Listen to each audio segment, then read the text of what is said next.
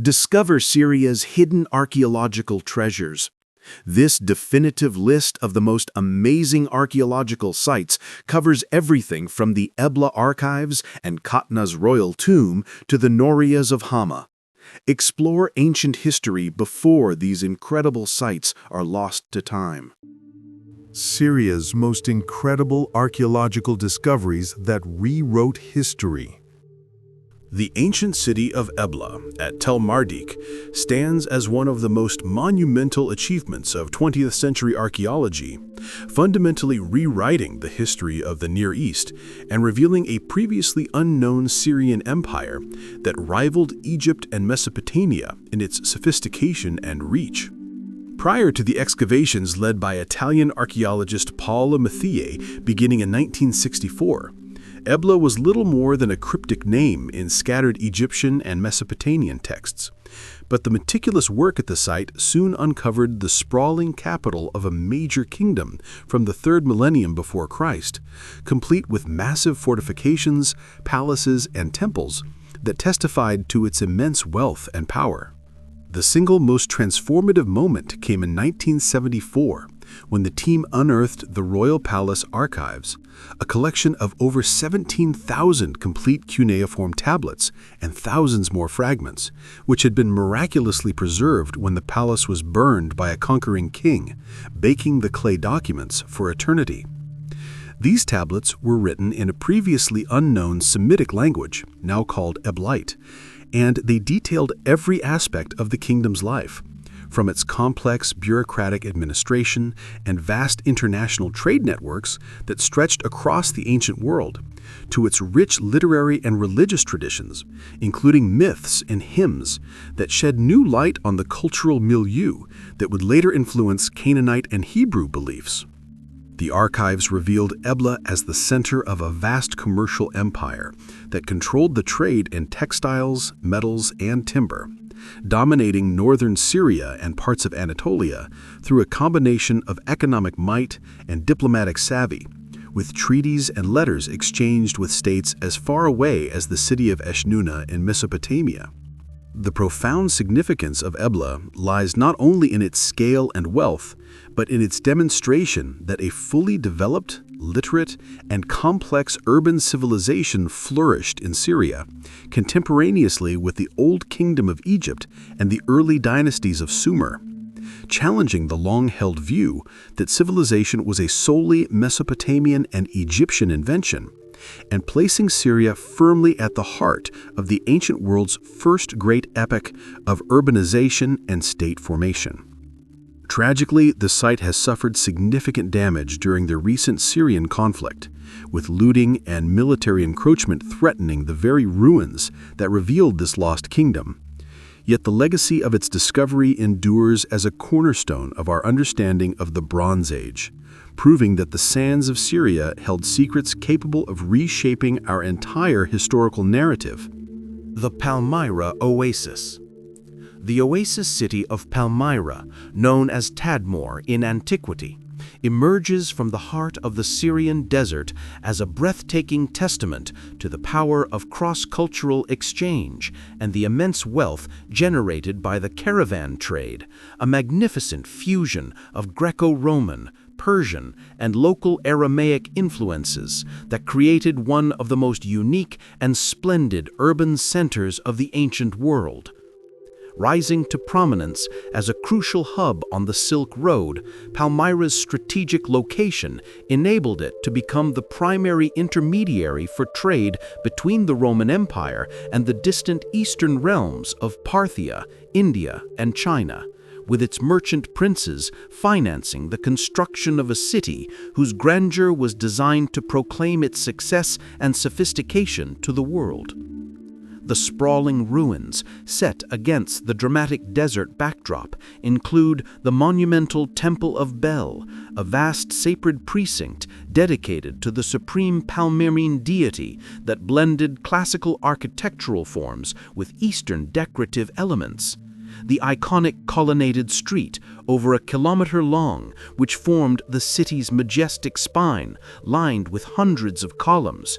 the sprawling agora or market square that served as the center of commercial and social life, and the distinctive multi-story tower tombs and underground hypogea where the city's wealthy families interred their dead in lavishly decorated chambers adorned with vivid portrait sculptures that are among the finest artistic achievements of the period. At its zenith in the 2nd and 3rd centuries after Christ, Palmyra evolved from a subject city of Rome into a semi-autonomous power, culminating in the reign of Queen Zenobia, who boldly challenged the authority of the Roman Empire and briefly carved out her own Palmyrene Empire that stretched from Egypt to Anatolia, an audacious act that ultimately led to the city's brutal sacking by the Roman Emperor Aurelian in 273 after Christ. The modern world watched in horror as this irreplaceable treasure of human heritage was systematically targeted and partially destroyed by militants in 2015, with the Temple of Bel, the Arch of Triumph, and several tower tombs deliberately reduced to rubble, an act of cultural cleansing that was universally condemned as a war crime and a profound loss to all of humanity. Despite this devastation, the spirit of Palmyra endures through the meticulous records of archaeologists, the dedication of Syrian experts who risk their lives to document the damage and hide artifacts, and the international commitment to eventually rebuild, ensuring that the memory of this Venice of the Sands and its legacy as a beacon of tolerance and syncretism will never be fully extinguished, serving as a powerful symbol of resilience in the face of nihilistic destruction. The fortress of Krak des Chevaliers is universally celebrated as the quintessential medieval crusader castle, a breathtaking masterpiece of military architecture that embodies the strategic genius, ambition, and turbulent history of the Crusades. Perched majestically on a commanding hilltop in the Hum's Gap, the vital strategic passage linking the Mediterranean coast of Syria with its interior plains. Originally the site of a smaller Kurdish fortress occupied by Emir of Aleppo, it was captured by the Knights Hospitaller in the early 12th century after Christ and transformed over the subsequent decades into an almost impregnable stronghold through a massive program of construction that created a concentric castle of two formidable defensive perimeters, an outer wall studded with robust towers and an even higher, thicker inner wall that created a deadly killing ground for any attackers fortunate enough to breach the first line of defense.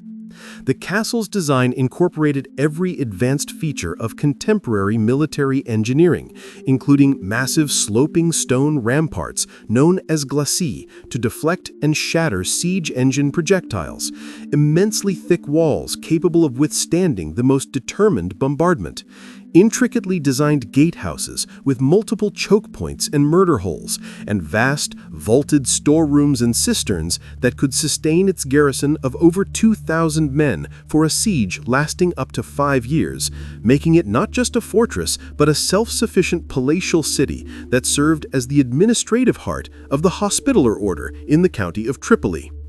For over a century, the Krak des Chevaliers withstood every Muslim assault, becoming a powerful symbol of Crusader permanence in the Holy Land, until it finally fell in 1271 after Christ to the Mamluk Sultan Baybars, not through direct assault, but by a cleverly deceptive letter, purportedly from the Count of Tripoli, ordering its surrender, a ruse that ended one of the most celebrated chapters in the history of crusading warfare.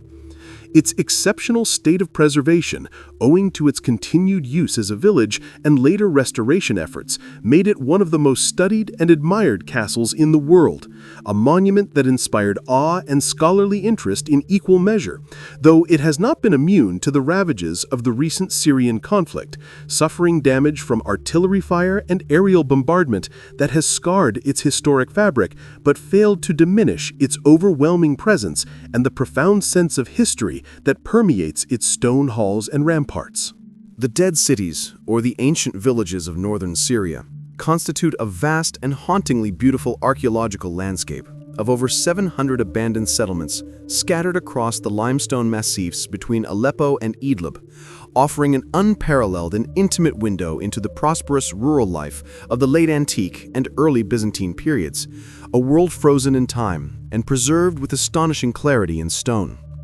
These were not grand imperial metropolises, but thriving agricultural villages and small towns that grew immensely wealthy between the 1st and 8th centuries after Christ from the large-scale cultivation of olives and grapes, producing oil and wine for export across the Roman and Byzantine empires. A lucrative trade that financed the construction of sophisticated stone houses, churches, monasteries, bathhouses, oil presses, and tombs that remain standing today, often to their second stories.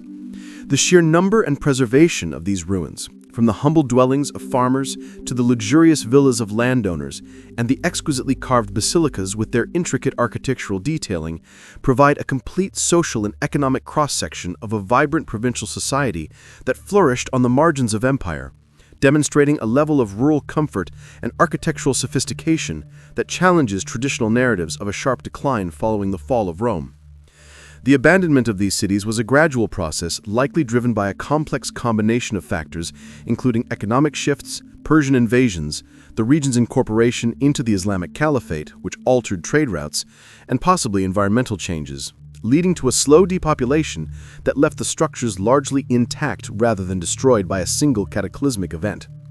Walking through the silent streets of villages like Serjila and Al-Bara, where one can still see the screw holes of olive presses, the hypocaust systems of bathhouses, and the finely carved facades of churches, is a uniquely powerful experience, connecting the modern visitor directly to the daily lives of the common people who lived, worked, and worshipped here over 1,500 years ago, a testament to a lost way of life that was both prosperous and deeply connected to its land and resources. This immense cultural landscape, designated a UNESCO World Heritage Site for its exceptional testimony to a vanished civilization, has faced severe threats from the conflict in the region, including looting, unauthorized construction, and military damage,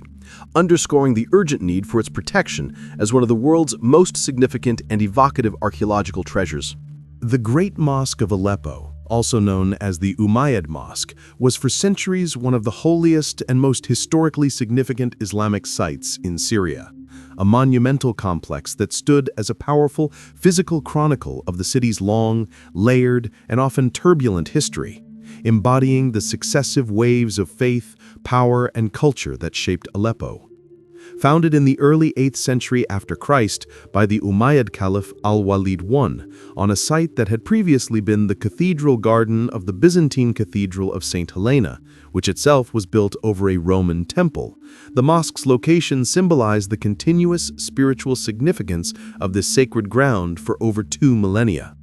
Repeatedly damaged by fires, earthquakes, and invasions throughout its history, the mosque was always faithfully restored and rebuilt by the ruling dynasties of the day, from the Hamdanids and the Mamluks to the Ottomans, with each renovation adding a new layer to its architectural palimpsest, the most famous feature of which was its magnificent Seljuk-era minaret, a square 45-meter-high tower of exquisitely carved stone erected in 1090 after Christ that was considered a masterpiece of Islamic art, with its elegant Kufic inscriptions, Muqarnas vaulting, and alternating bands of intricate arabesques. The mosque complex also encompassed a vast marble-paved courtyard, a large prayer hall that housed the revered shrine of the prophet Zechariah, father of John the Baptist, making it a site of pilgrimage for Muslims and Christians alike, and a grand fountain for ablutions, all enclosed within a fortified wall that reflected its occasional role as a citadel within the city. The tragic destruction of the minaret and severe damage to the prayer hall and courtyard during the brutal Battle of Aleppo in 2012 after Christ represented a catastrophic blow to the city's cultural and spiritual heart, a loss felt deeply by Aleppines in the world, but it has also galvanized a determined effort to rebuild, with plans for reconstruction based on detailed archival records and photographs, transforming the mosque from a symbol of Aleppo's ancient past into a testament to its resilience and unwavering will to reclaim its identity and heritage from the ruins of war. The Kingdom of Ugarit. The ancient city of Ugarit, located at the coastal site of Ras Shamra, represents one of the most critical and illuminating archaeological discoveries ever made in the Mediterranean, a Bronze Age port city whose excavation unveiled a vibrant cosmopolitan center and, most importantly, provided the key to understanding the origins of alphabetic writing.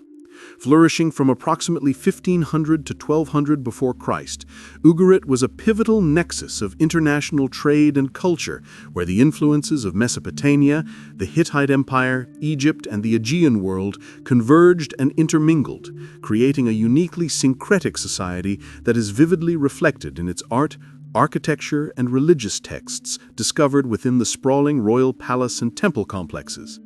The single most revolutionary find occurred in 1929, when archaeologists uncovered royal archives containing thousands of clay tablets inscribed in a previously unknown cuneiform script that proved to be one of the world's first alphabets, a revolutionary system of 30 concise signs that represented the consonants of the local Northwest Semitic language, now called Ugaritic, which was a monumental leap in the history of writing from the cumbersome syllabic cuneiform of Mesopotamia and the hieroglyphics of Egypt toward the efficient phonetic alphabets that would follow. These texts were not merely administrative lists. They included profound literary and religious works, such as the epic Baal cycle, which detailed the struggles of the Canaanite storm god Baal against the forces of chaos and death, providing an unparalleled window into the mythological worldview that profoundly influenced the language, imagery, and themes of the later Hebrew Bible.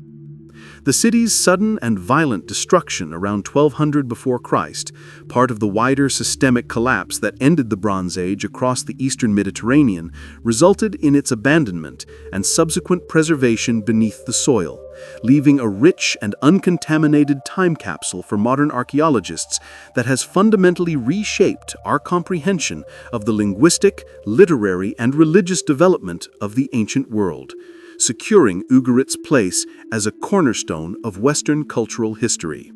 The Citadel of Aleppo is a breathtaking monumental fortress that dominates the skyline of the Old City, a towering tell of human occupation whose layers chronicle over 5,000 years of continuous history, embodying the strategic importance and resilience of one of the world's oldest continuously inhabited cities. The massive man-made hill upon which it sits bears evidence of use by the Hittites, Assyrians, Greeks, and Romans. But the vast and imposing architectural complex visible today is primarily the work of the Ayyubid Sultan al-Malik az-Zahir Ghazi in the 12th and 13th centuries after Christ, who transformed it into an immense fortified palatial city, following its near-total destruction by a devastating earthquake. Access to the citadel is a defensive masterpiece in itself, requiring visitors to traverse a massive stone bridge, pass through a heavily fortified gatehouse, and navigate a steep, vaulted ramp that makes multiple sharp turns, all under the threat of murder holes and machicolations, a design intended to confuse and expose any potential attacker to a withering defense from the garrison above. Within the walls, the citadel contained a self-sufficient microcosm of medieval power,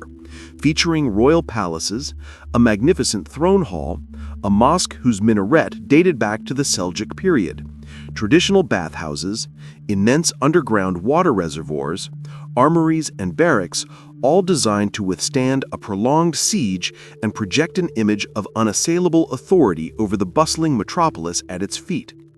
As a symbol of Aleppo, the citadel has witnessed countless sieges, changes of dynasty, and periods of glorious renaissance, but it faced one of its greatest challenges during the recent Syrian conflict when it became a front line, suffering significant damage to its historic gates, its Ottoman mill, and the surrounding landscape, yet its core structure endured, a testament to the genius of its Ayyubid builders.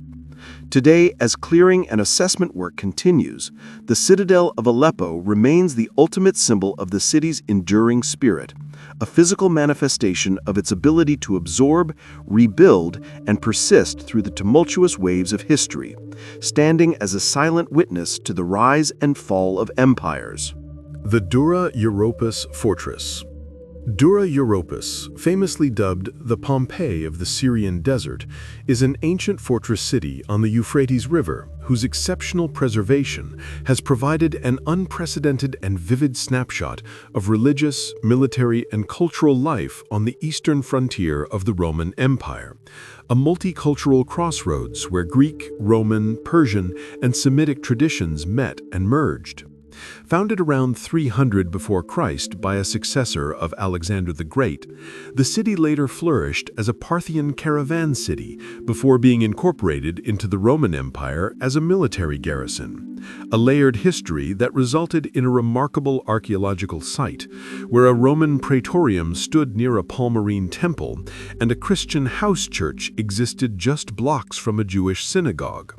The city's ultimate misfortune, its capture and systematic destruction after a Sasanian siege in 256 after Christ, became archaeology's great fortune, as the besiegers filled the city with a massive earthen ramp to breach the walls, inadvertently burying and preserving entire buildings, their contents, and even fleeting organic materials for nearly 2 millennia.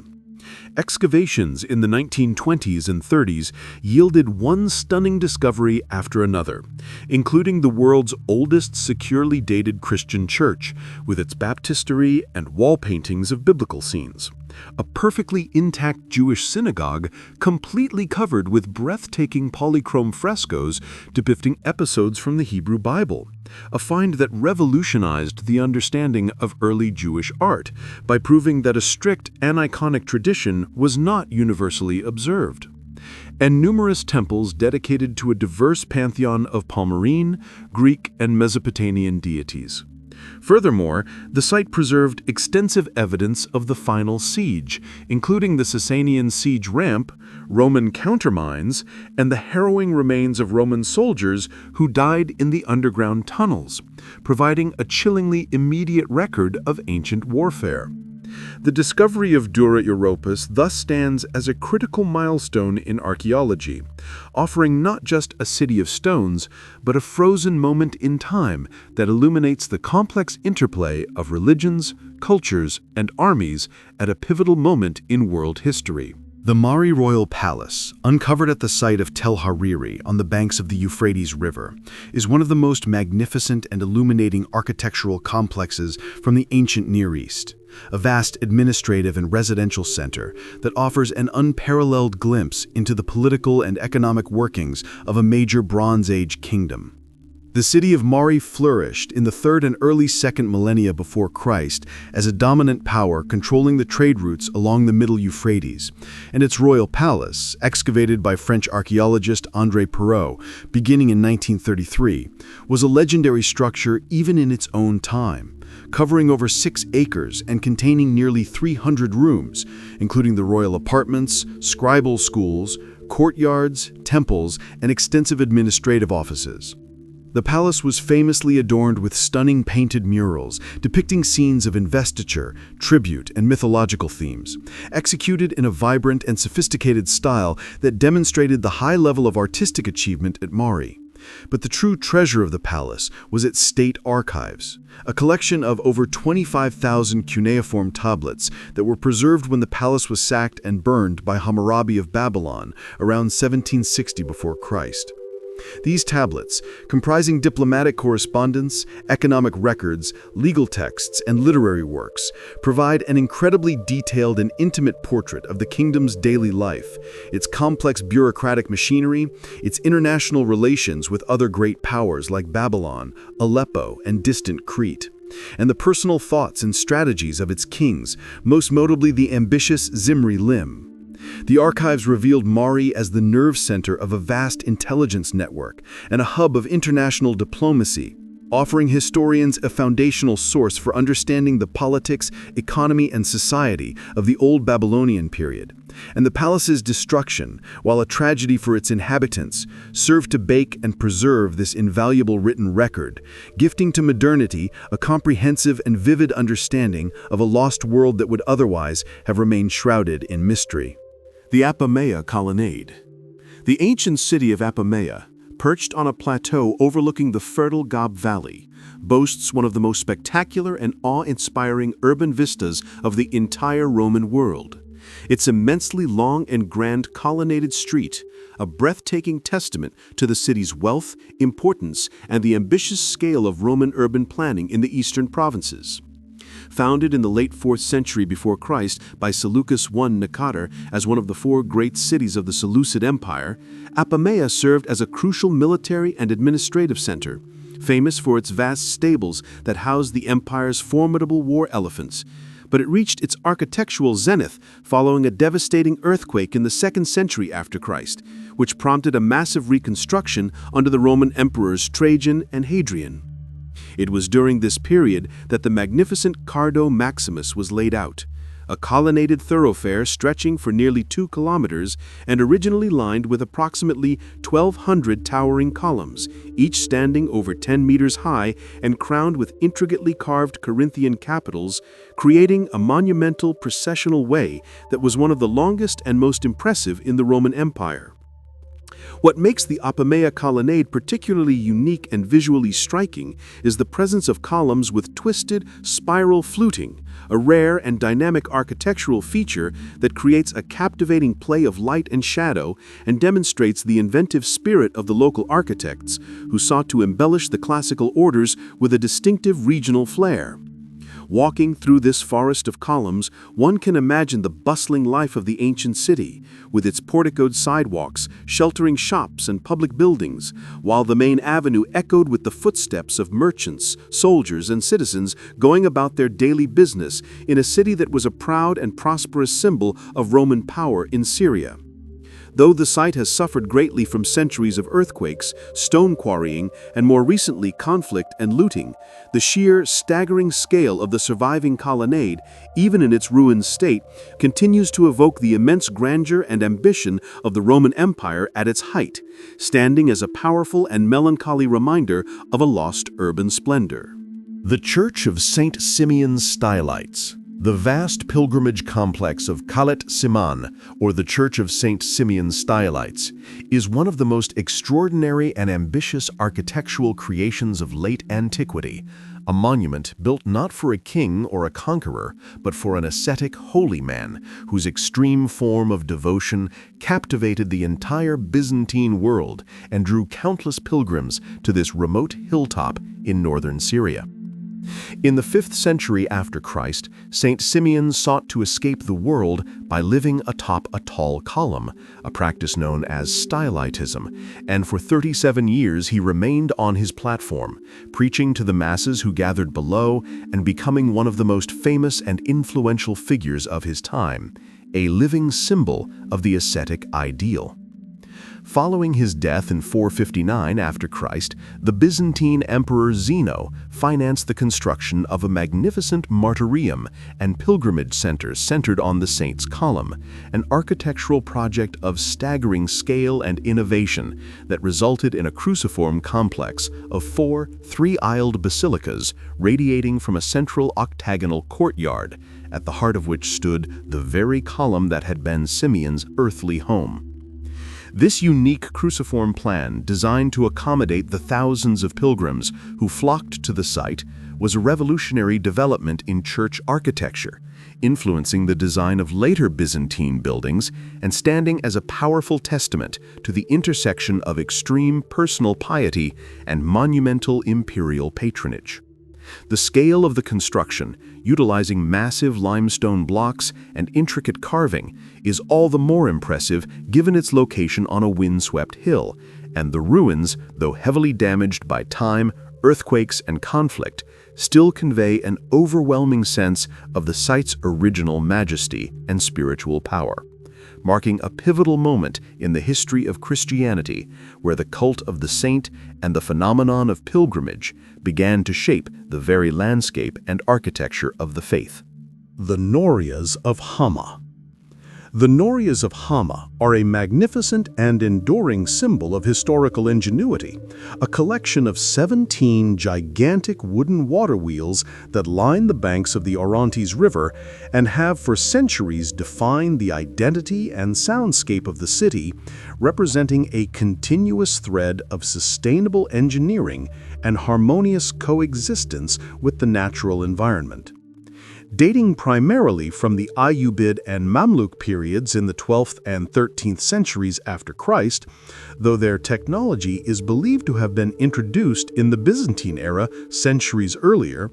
these colossal wheels, some over 20 meters in diameter, are masterpieces of simple, effective design, powered solely by the current of the river, which turns the wheel and allows wooden boxes attached to its rim to scoop up water and pour it into stone aqueducts at the apex of their rotation, from where it is channeled to irrigate the city's renowned gardens, orchards, and fields. The groaning and creaking sounds produced by the massive wooden frames and axles as they turn have earned them the poetic name the Weeping Wheels, a sound that has been the constant soundtrack of Hama for over a millennium, evoking a deep sense of timelessness and tradition for its inhabitants. While modern electric pumps have rendered them obsolete for practical irrigation, they remain as beloved monuments and powerful tourist attractions, their enduring presence serving as a living museum of medieval Islamic technology and a testament to a way of life that was intimately connected to the rhythms of the river. In a region filled with ruins of empires and religions, the Norias of Hama stand out as a functional and beautiful achievement of everyday life, a reminder that history is not only about palaces and temples, but also about the timeless human challenges of harnessing water and nurturing the land. The Bronze Age city of Katna. The ancient city of Katna, modern Tel Mishrife, was a major Bronze Age capital that rivaled and at times surpassed its contemporaries like Mari and Aleppo in wealth and influence, controlling a vast kingdom in central Syria and serving as a critical node in the international trade networks of the second millennium before Christ. Its rediscovery and ongoing excavations, particularly by a joint Syrian international team in the early 21st century, culminated in one of the most spectacular archaeological finds of the modern era: the discovery in 2002 of an intact, unlooted royal tomb hidden deep beneath the floor of the royal palace. A find of staggering importance that sent shockwaves through the archaeological world. The tomb, accessed by a hidden staircase descending from the throne room, contained the undisturbed skeletal remains of at least 24 individuals, including kings, queens, and princes of Qatna, who had been buried over several generations around 1400 before Christ, with a breathtaking assemblage of grave goods that spoke to the city's immense wealth and far-reaching connections, including exquisite gold jewelry, finely carved stone vessels, bronze weapons inlaid with gold, and Egyptian alabaster jars that still contained traces of the original funeral offerings, some bearing the cartouches of pharaohs from the 13th and 14th dynasties. The significance of this discovery cannot be overstated. Because the tomb was never plundered, it provided an uncontaminated and complete context for understanding royal burial practices, material culture, and international diplomacy in the late Bronze Age Levant,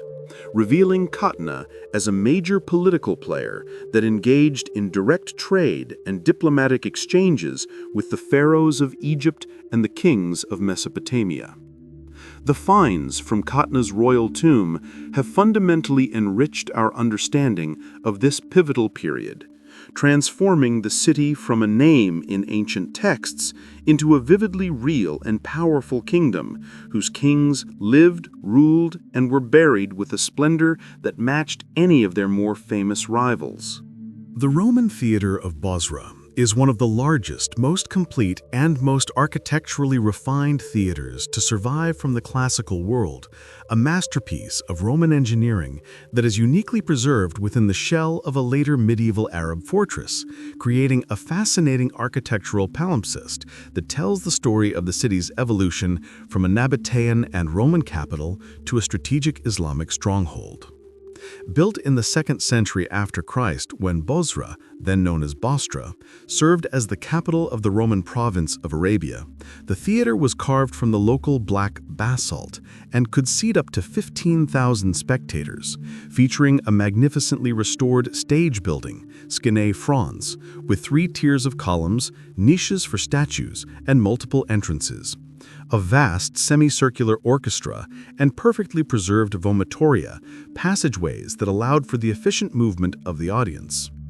Its exceptional state of preservation is largely due to the Ayyubids and Mamluks, who, beginning in the 11th century, fortified the region by constructing a massive castle that entirely enclosed the theater within its walls, using its robust structure as a central bastion, and thereby protecting it from the stone quarrying that destroyed so many other ancient buildings. The city of Bosra itself boasts a rich history, as a former capital of the Nabatean kingdom before its annexation by Rome, and later as an important stop on the pilgrimage route to Mecca, leaving behind extensive ruins of Roman baths, nymphaea, a hippodrome, and some of the earliest Christian churches in the world, making the entire site a dense archaeological landscape spanning multiple eras.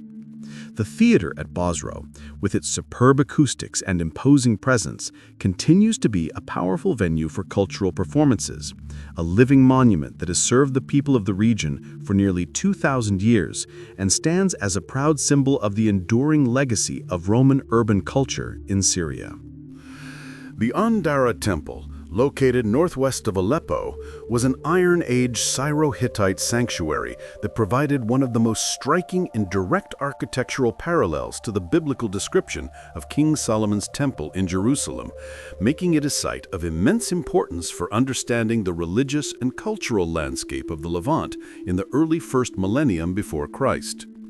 Discovered in 1955, the temple dated from between the 13th and 8th centuries before Christ and was dedicated to the Mesopotamian goddess Ishtar. But its most captivating and unique features were the colossal basalt footprints carved into the entrance threshold, a single pair of giant footprints, each nearly a meter long, followed by a second single footprint, creating the powerful and awe-inspiring impression of a massive deity striding from the courtyard into the inner sanctum of their own temple. The temple's architectural plan, a 3-part division consisting of a portico, ulam, a main hall, hekal, and an inner sanctum, debir, closely mirrors the tripartite structure of Solomon's temple as described in the first book of Kings, and its walls were adorned with a rich array of relief carvings depicting lions, sphinxes, and mythical creatures that are stylistically and iconographically similar to the cherubim and other decorative elements mentioned in the biblical account. This remarkable resemblance made Andara a critical piece of comparative evidence for scholars studying the architecture and art of the period, demonstrating that the Jerusalem temple was not an isolated phenomenon, but was part of a broader regional architectural tradition shared by the small Syro-Hittite and Aramaean kingdoms of the time. The tragic and near-total destruction of the temple by an airstrike in 2018 was a devastating loss to world heritage, obliterating in moments a unique and irreplaceable bridge to the ancient world and a key to understanding the cultural context of the Bible, a stark reminder of the vulnerability of archaeological treasures in times of modern conflict. The Serjila village. Serjila is one of the most famous and perfectly preserved of the dead cities in the limestone massif of northwestern Syria, an open-air museum that offers an exceptionally clear and intimate window into the daily life, economy, and social structure of a prosperous late Roman village during its golden age between the 4th and 7th centuries after Christ.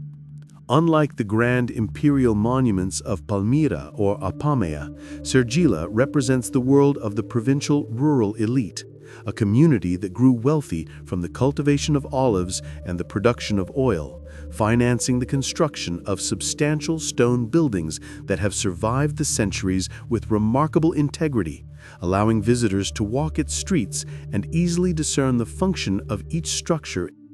The village center is remarkably complete, featuring a two-story andron, likely a meeting house or club for the male citizens, a well-preserved public bathhouse with its underfloor hypocaust heating system and separate cold, warm, and hot rooms still visible, a communal olive press with its crushing basin and pressing mechanism,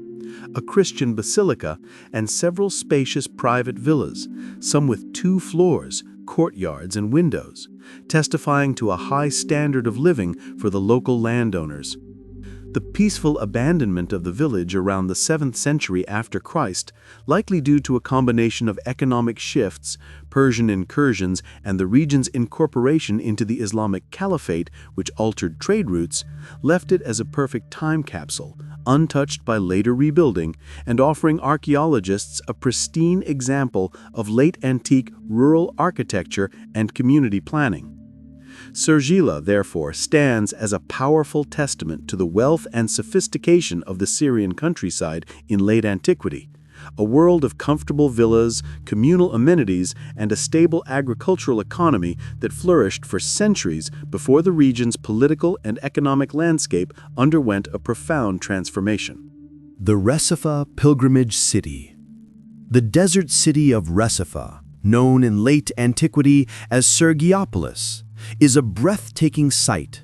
a vast, perfectly rectangular fortified city built from gleaming white limestone, rising in majestic isolation from the arid plains of central Syria, a monument to faith, resilience, and the power of pilgrimage in the early Christian and early Islamic worlds.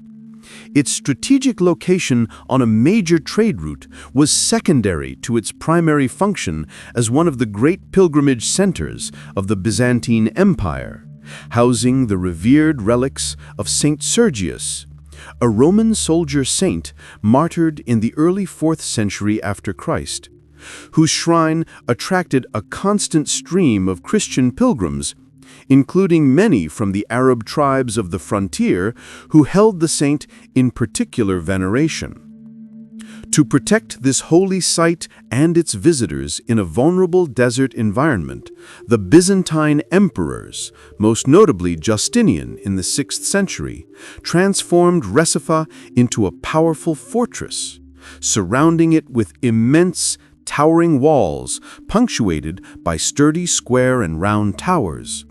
and constructing a sophisticated system of vast underground cisterns to collect and store precious rainwater, enabling the city to sustain its population and countless pilgrims through long periods of drought and siege. Within these formidable walls stood a magnificent basilica dedicated to Saint Sergius, a cathedral, and other churches, all built to serve the spiritual needs of the visitors, while, after the Arab conquest, the city continued to thrive under the Umayyad caliphs, who built a mosque and a palace within the Christian complex, making Resafa a rare and fascinating example of a city that seamlessly transitioned from a major Christian pilgrimage center to an important Islamic administrative residence. The ruins of Resafa, with their stark beauty and profound sense of isolation, tell a unique story of a city whose entire existence and formidable military architecture were dedicated not to a king or a military garrison, but to a saint and the faithful who undertook perilous journeys across the desert to seek his intercession, a powerful testament to the enduring human need for the sacred. The Tel Halaf mound. Tel Halaf, located in northeastern Syria near the Turkish border, is the site of the ancient Aramaean city of Guzana, which later became the capital of the small but culturally significant Neo-Hittite state of Bit Bahani, a site whose excavation and subsequent history encapsulate both the thrill of discovery and the tragic vulnerability of cultural heritage in the modern age. First excavated by the German archaeologist and adventurer Max von Oppenheim in the early 20th century, the site yielded a spectacular discovery: the remains of a palace from the 10th century before Christ belonging to a local ruler named Kapara, which was adorned with a series of monumental statues and orthostats, carved stone slabs depicting gods, mythical creatures, and animals in a unique and powerful style that blended Hittite, Assyrian, and local Aramean artistic traditions. These statues, including colossal human-headed birds, scorpion men, and goddesses, were carved from a black basalt that was set against a white limestone background, creating a dramatic and visually striking contrast that was unique in the art of the ancient Near East, making Tel Halaf one of the most important sites for understanding the artistic production of the small Syro-Hittite states that emerged after the collapse of the Great Bronze Age empires. The tragedy of Tel Halaf occurred during World War II, when the museum in Berlin that housed these magnificent sculptures was bombed, causing a fire so intense that the basalt statues exploded and shattered into thousands of fragments, seemingly destroying them forever. However, in an epic tale of archaeological perseverance, a project begun in the 1990s painstakingly reassembled the figures from 27,000 fragments over a period of 15 years, allowing the giants of Tel Halaf to be displayed once more. The site itself, however, has not been spared in the recent Syrian conflict, suffering from looting and damage, a sobering reminder that the threats to our shared past are ongoing and relentless. The Arwad Island Fortress. Arwad is a unique archaeological and historical entity in Syria, a small, densely populated island city located just a few kilometers off the coast of Tartus, representing the last surviving remnant of the Phoenician civilization in the country, and a continuous thread of maritime history stretching back over 3 millennia. Originally founded in the 2nd millennium before Christ by the Phoenicians as a strategic trading colony named Arados, it grew into a powerful and independent maritime city-state that rivaled Tyre and Sidon, controlling a small fleet and a stretch of the opposite mainland, and playing a significant role in the regional politics of the Bronze and Iron Ages, as attested in the Amarna letters and Assyrian records.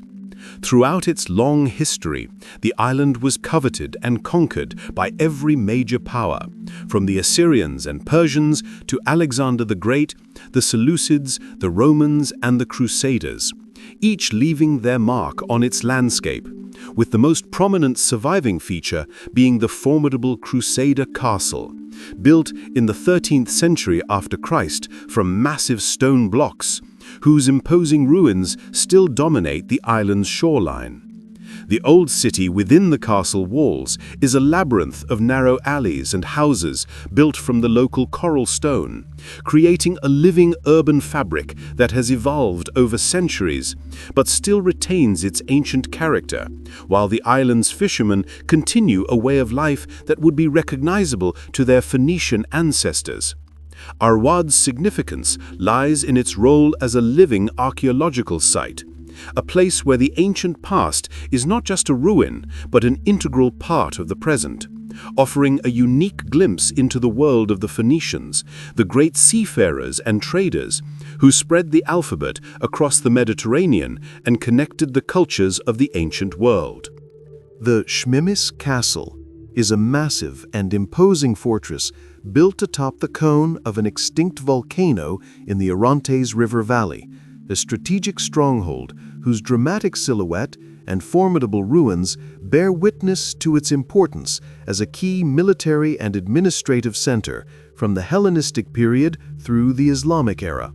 The site's natural defensive advantages were first exploited by the Seleucids, but the vast fortifications visible today are primarily the work of the Ayyubid and Mamluk dynasties in the 13th and 14th centuries after Christ, who transformed it into a masterpiece of medieval military architecture designed to withstand the most advanced siege warfare of the time. The castle's design utilizes the steep slopes of the volcanic hill as its first line of defense, supplementing them with huge, sloping stone walls, or glacis, and powerful, projecting towers that were specifically engineered to resist bombardment from counterweight trebuchets, the heavy artillery of the medieval period, while within its walls were barracks, cisterns, and storage facilities to support a large garrison.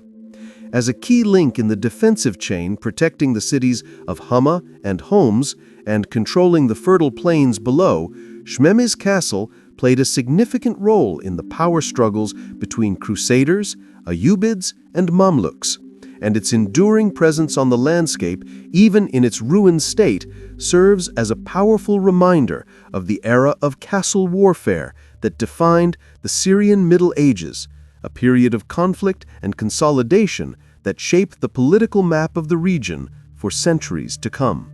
The Temple of Bel in Palmyra was the religious heart and grandest sanctuary of the oasis city of Palmyra, a monumental complex that stood as the ultimate expression of the city's unique cultural synthesis, blending Greco-Roman architectural forms with Semitic religious traditions and Mesopotamian decorative elements to create one of the most important and beautiful religious sites of the ancient world.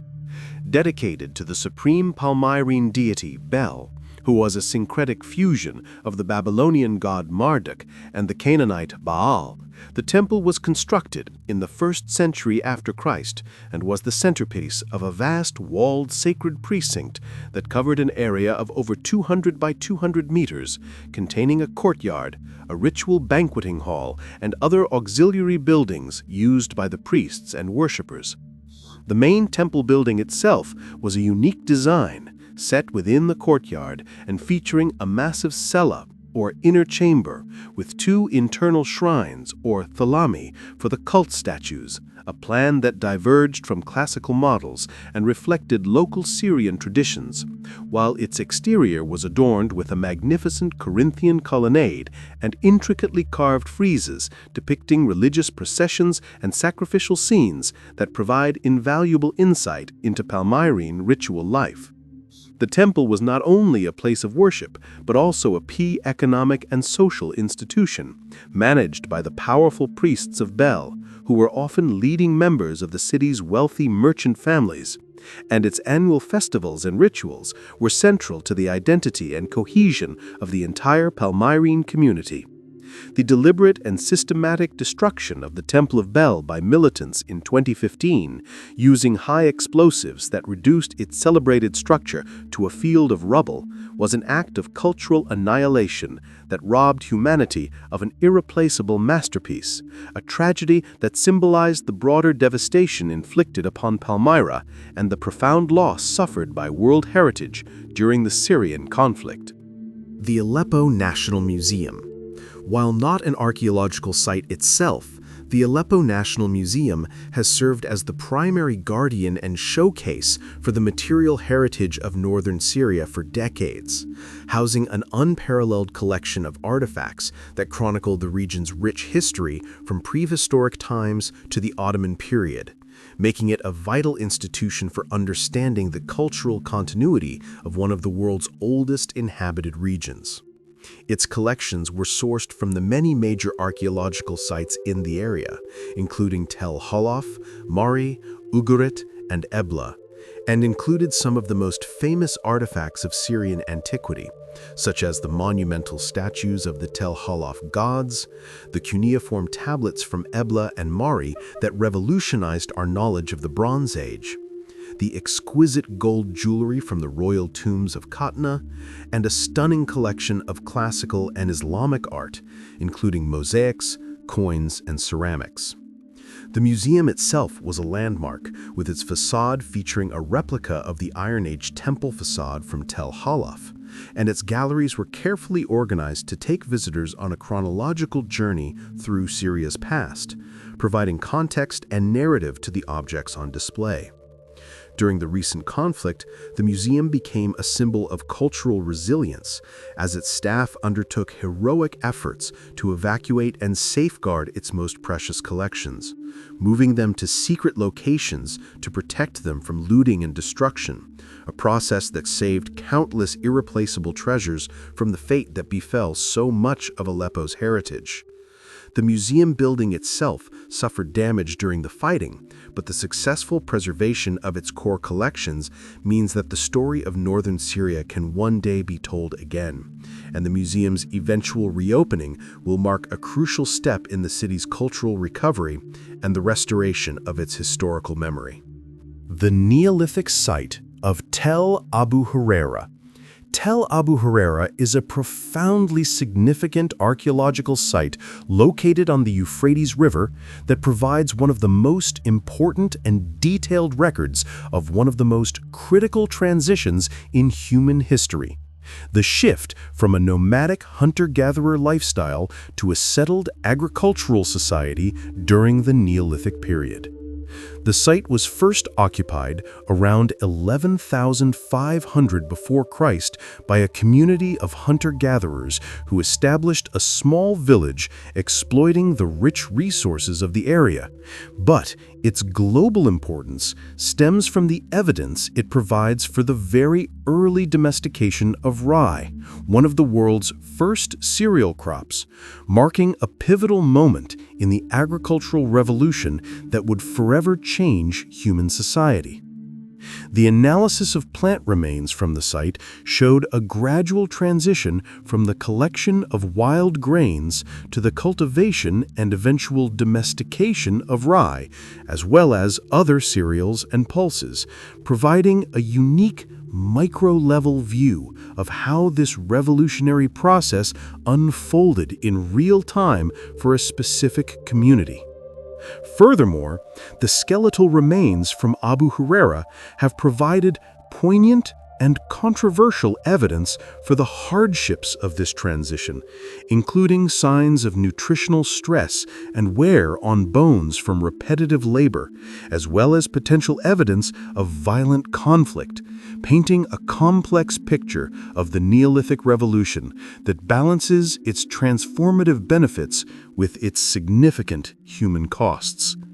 The site was ultimately submerged by the creation of Lake Assad following the construction of the Tabqa Dam in the 1970s, but not before a major rescue excavation was conducted, salvaging a wealth of data that continues to be analyzed and that secures Tel Abu Hureyra's place as a cornerstone site for understanding the origins of agriculture and the birth of the sedentary way of life that made civilization possible. The Ibn Wardan Complex. The isolated Qasr Ibn Wardan complex, located in the remote Syrian desert east of Hama, is a remarkable and enigmatic architectural ensemble from the 6th century after Christ that represents a unique and ambitious project of the Byzantine Emperor Justinian to project imperial power and culture into the volatile frontier regions of his empire. Built in 564 after Christ, the complex consists of 3 main structures: a palace, a church, and barracks, all constructed from a striking combination of black basalt and yellow brick, a technique that is rare in Syria and creates a dramatic and visually unique polychrome effect, likely inspired by imperial architecture in the capital, Constantinople. The church is the best preserved and most architecturally significant of the group, featuring a central dome supported by a system of piers and semidomes, a design that shows a sophisticated understanding of structural mechanics and places it within the evolving tradition of Byzantine domed architecture that would culminate in the Hagia Sophia, while the adjacent palace, with its grand reception hall and private apartments, was likely the residence of the local governor or a Ghassanid Arab phylarch, client king, loyal to Byzantium.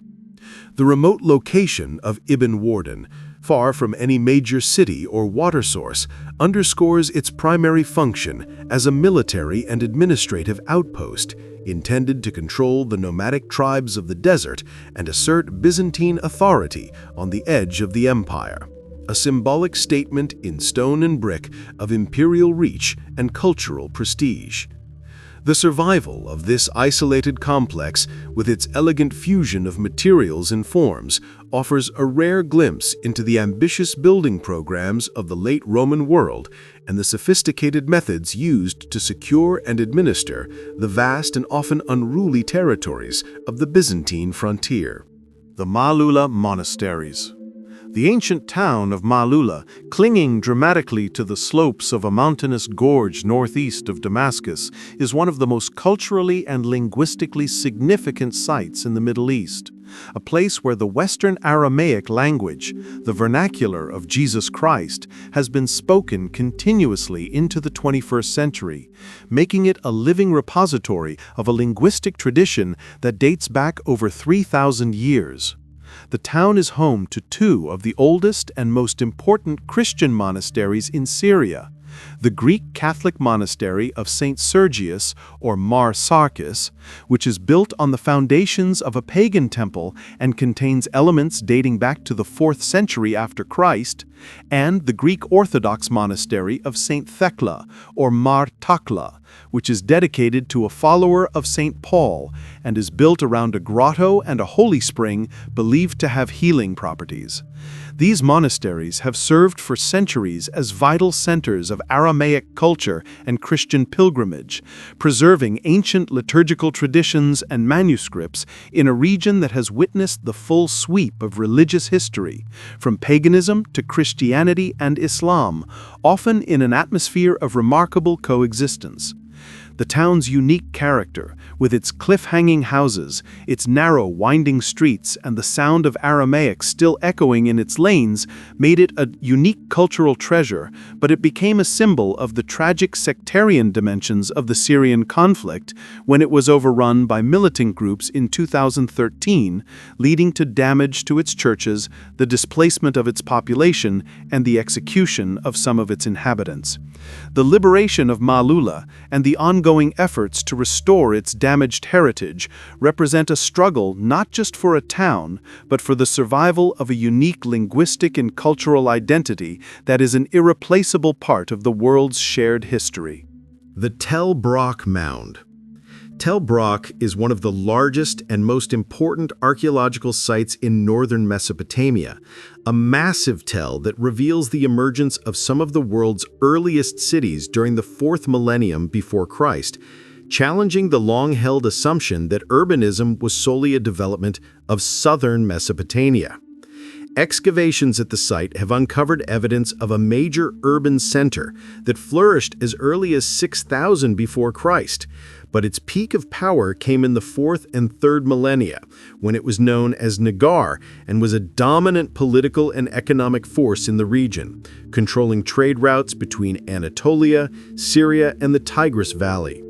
The site is famous for its eye temple, so named for the thousands of small alabaster eye idols found buried in its foundations, which date to the late 4th millennium and represent a unique and enigmatic form of religious offering, possibly dedicated to a god of the city.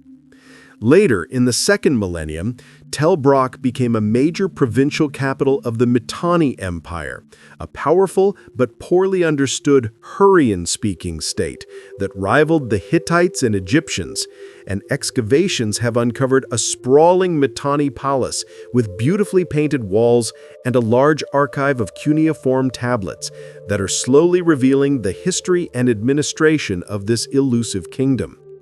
The long and complex sequence of occupation at Tel Brak, from its precocious urban beginnings to its role as a Mitanni capital, makes it a critical site for understanding the independent development of civilization in northern Syria and its interactions with the great powers of the ancient Near East, providing a crucial counterpoint to the traditional southern-focused narrative of the birth of cities. Thank you for watching. Please don't forget to like and subscribe.